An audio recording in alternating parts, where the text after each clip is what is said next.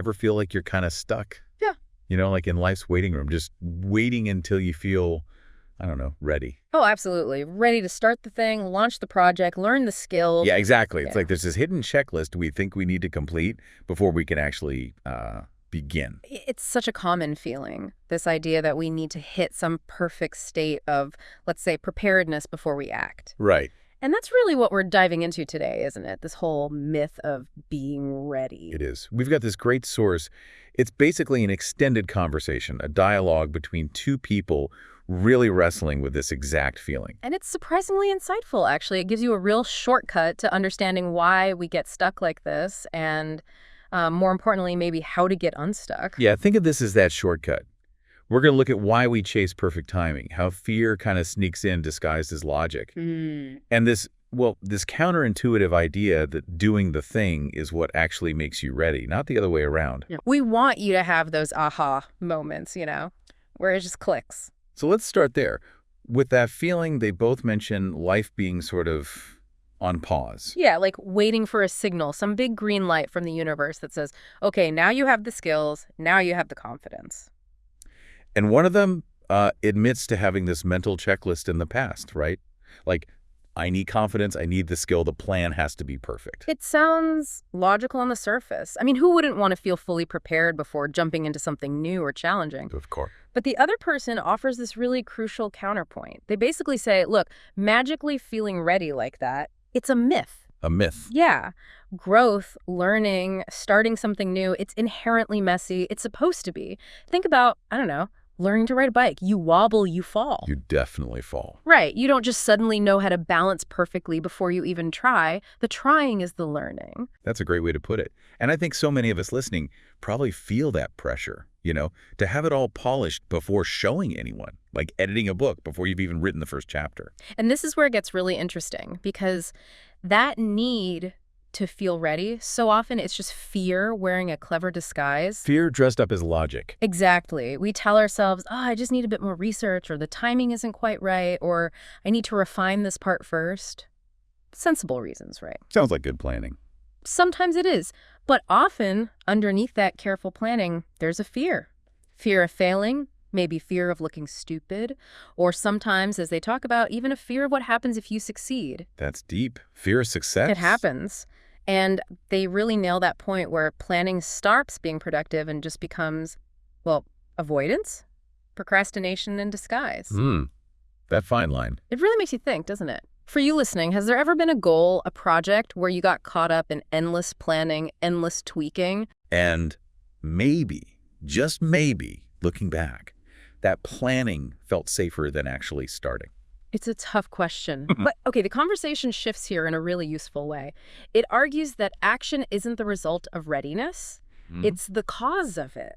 Action creates readiness. Okay, explain that. Well, they bring up Casey Neistat, Yeah. famous YouTuber.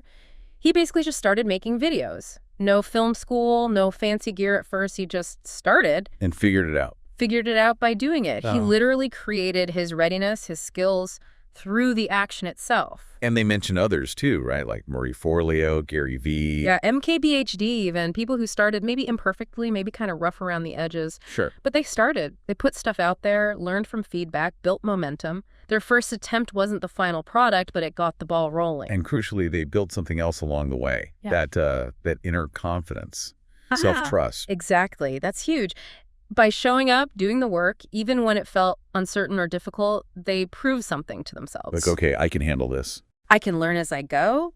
I can do hard things. That internal story changes from I'm not ready to I'm figuring this out. That self-trust piece is key. And one of them says something really powerful. Confidence isn't the thing you need before you act. Right. It's often the result of acting. That just flips the whole script, doesn't it? It really does. It's a paradox. We wait for confidence to act, but action is what builds confidence. Wow. And the other person shares this personal story that nails it. They used to write things just for themselves. Yeah, privately, waiting for that day when they'd magically feel like a real writer, whatever that means. We've all been there with something, I bet. Totally. But then they had this shift. They realized, hey, maybe sharing this, even if it's not perfect, even if it's rough, maybe it could help someone. or connect with someone. It takes the focus off you, in a way. Exactly. It shifts the focus from, am I good enough? Is this perfect? To who could this potentially serve or resonate with, even in its current messy state? That's a big shift, from self-consciousness to service, almost. And it leads to this kind of painful truth they bring up. How many good ideas, how many potential solutions or helpful insights are just sitting on shelves, metaphorical shelves, because the person with the idea is waiting. Or waiting to feel qualified enough, ready enough. Yeah. And while they're waiting, maybe someone else could have benefited from that idea, even the imperfect version of it. Oof. That's a heavy thought. It's a real potential loss. It is. That hesitation, that need for the perfect moment can actually stop us from making a contribution. They also get into that fear of starting small, worrying people will see you when you're just beginning and it's not impressive yet. Right. The fear of being judged for not being instantly amazing. But the counterpoint is so simple, really. Everyone starts somewhere.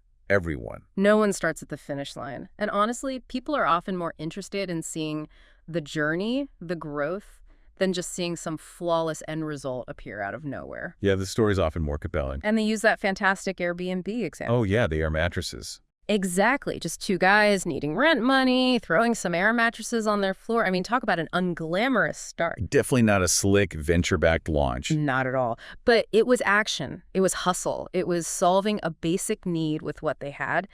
And, well, look at it now. It shows that the path often reveals itself after you start walking, not before. That Airbnb story really sticks with you. It kind of cuts through all the excuses we make about needing the perfect setup. It does. And, the dialogue points out how we're often sort of conditioned to wait for permission, wait for clarity, wait for someone else to give us the green light. Mm-hmm. Society kind of encourages that sometimes. But real self-awareness, they argue, is about noticing that. Noticing when you're waiting out of genuine need versus waiting out of fear. And then choosing. Choosing not to let fear drive the bus. It's that conscious decision, isn't it? Yeah. Acknowledging the fear, feeling it maybe, but acting anyway. Yes. And that's where the feeling of freedom, of agency really comes from. Not waiting for fear to vanish, but choosing action despite it. Okay, so for someone listening right now, feeling that pull to wait, feeling stuck, what's the advice? What's the first step? It's refreshingly simple, actually. Take one small step. Today. Not some huge, terrifying leap. No, something manageable. Send that one email you've been putting off. Sketch a really rough logo idea on a napkin. Write just one paragraph. Record a quick voice memo with your idea. Tiny actions. Tiny, tangible actions. Embrace the messy start, as they call it. It might feel a bit awkward, even cringy later.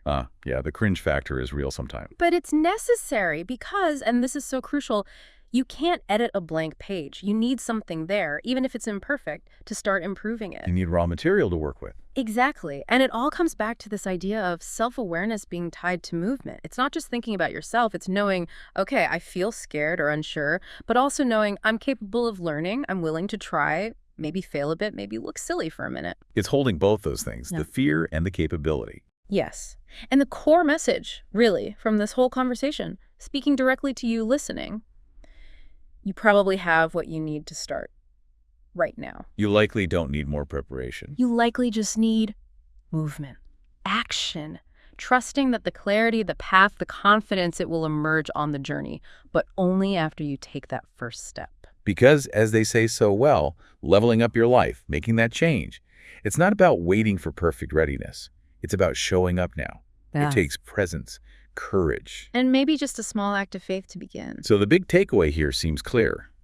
You're probably ready enough to begin. Right now, that first step is waiting. And remember, who you become, the next version of you, it really does begin with that first action. We'll leave you with this final thought directly from their reflection. Don't wait to be ready. Start before you're ready and watch yourself rise.